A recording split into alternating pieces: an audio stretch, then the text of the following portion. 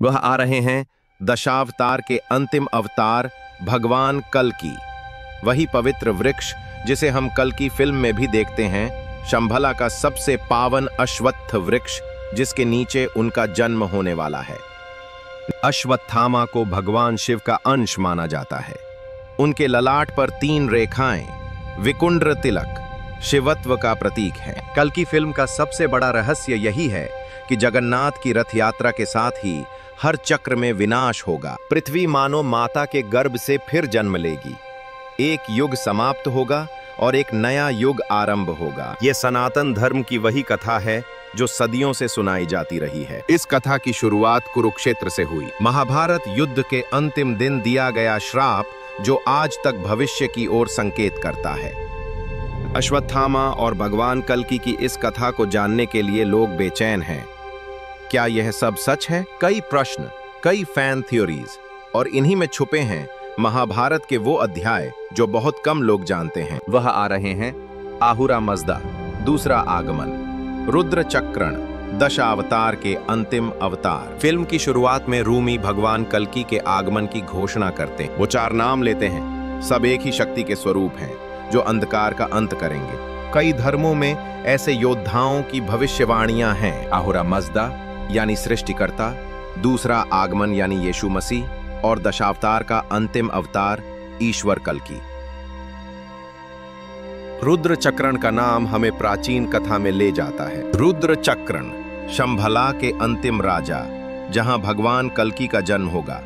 हिमालय के बीच एक ऐसी जगह जहां केवल वही जा सकते हैं जिन्होंने आत्मज्ञान की चरम सीमा प्राप्त कर ली हो, जहां मन पूर्णतया निर्मल हो और दुनिया के सभी बंधनों से मुक्ति मिल चुकी हो। कुछ लोग शंभला को पृथ्वी का स्वर्ग मानते हैं। कई मानते हैं कि ये कोई भौतिक स्थान नहीं बल्कि एक अलौकिक आयाम। कहा जाता है वहां के लोग अपनी आत्मिक शक्ति से किसी भी रूप में प्रकट हो सकते हैं, किसी भी समय यात्रा कर सकते हैं। शंभला केवल सनातन धर्म में ही नहीं, तिब्बती बौद्ध, चीनी धर्म और अन्य परंपराओं में भी मान्य है। इसे 1000 नामों की भूमि कहा जाता है। हिमालय की कई जगहें आज भी अनजानी हैं और शंभला उनमें सबसे रहस्यमयी मानी जाती है।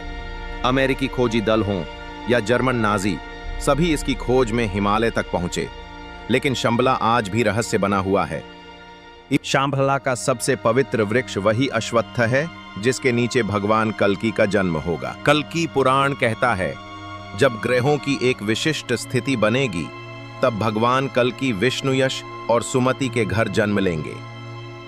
जब ग्रहों की एक विशिष्ट स्थिति बनेगी, खड्ग यानी अग्नि की तलवार। हालांकि अश्विनी नक्षत्र ज्योतिष का सामान्य भाग है जो मेष राशि का प्रतीक है और मार्च अप्रैल में आता है।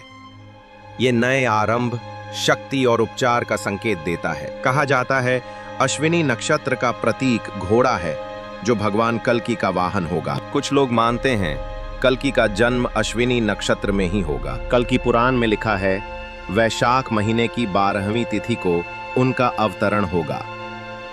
तब एक ऐसा अद्भुत संयोग बनेगा, एक युग का अंत और एक नया युग प्रारंभ। गुरु द्रोण का पुत्र अश्वत्थामा भगवान शिव का अंश, महाभारत में जिसने ब्रह्मास्त्र चलाया और श्री कृष्ण द्वारा अभिशप्त हुआ। फिल्म में वो मुख्य पात्र है। फिल्म के पहले दृश्य में वह घास का एक टुकड़ा उठाकर उसे अस्त्र में बदलता है। महाभारत में भी यही घटना हुई थी। अश्वत्थामा अमर योद्धा थे, लेकिन ब्रह्मास्त्र के पाप से वे श्रापित हुए। आज भी कहा जाता है वह जीवित हैं। फिल्म में दिखाया गया अपने मणि को पाकर उनकी सारी चोटें ठीक हो जाती हैं। तब कोई शस्त्र, कोई शक्ति उन्हें नुकसान नहीं पहुंचा सकती। शिव पुराण के अनुसार अश्वत्थामा भगवान शिव के स्वरूप हैं। उनके ललाट पर 3 रेखाओं का तिलक वही प्रमाण है। कहा जाता है द्वापर युग में उनकी ऊंचाई 8 फुट थी, लेकिन समय के साथ वह घटती गई। फिल्म का सबसे बड़ा रहस्य तब खुलता है जब दिखाया जाता है सूर्य पुत्र कर्ण ही भैरव हैं, जिन्हें काशी का रक्षक कहा जाता है। उनकी कथा में भी वही झूले की कथा मिलती है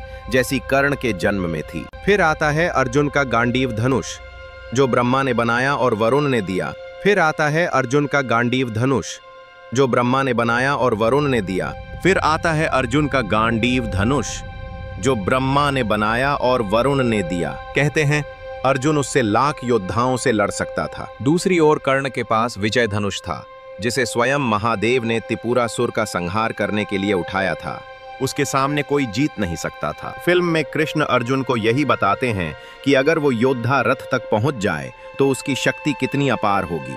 आज भी ये दो धनुष, गांडीव और विजय, इंद्र और सूर्य के संघर्ष के प्रतीक माने जाते हैं। कलियुग में यह अस्त्र फिर प्रकट हो सकते हैं। फिल्म में एक दृश्य है जहां सुप्रीम यास्किन अर्जुन का गांडीव आसानी से उठा लेता है। कहते हैं यह केवल इसलिए संभव हुआ क्योंकि ब्रह्मा के ही शरीर से अधर्म और काली का जन्म हुआ।